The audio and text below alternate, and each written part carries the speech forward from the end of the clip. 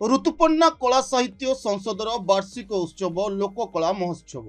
आज ऋतुपन्ना कला साहित्य संसद उत्कल कलाकार एकाडेमी ओडिशा द्वारा तीर्तोल कुमार उत्सव समिति सांस्कृतिक मंच रे सप्तम वार्षिक उत्सव और लोककला महोत्सव अनुष्ठित होइछि। श्री जगन्नाथ संस्कृति गवेषक तथा समाज सुधारक डॉक्टर अरुण कुमार पाणी पौराहित्य ऋतुपन्नार संपादिका अध्यापिका राजश्री स्वाई परिचालन में आयोजित कार्यक्रम को विश्व कल्याण ब्राह्मण परिषद सभापति बल्लभ चरण पाणी उद्घाटन करथिले।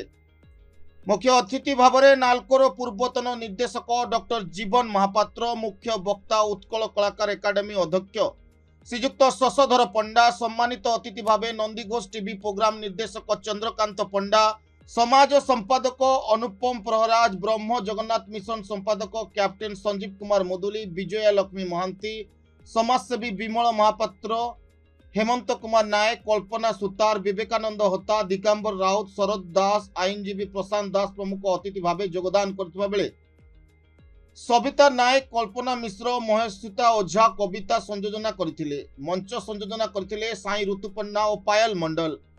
कार्यक्रम में सहयोग करथिले रंजन मल्लिक, भागवत प्रसाद, शारदा प्रसाद मल्ल।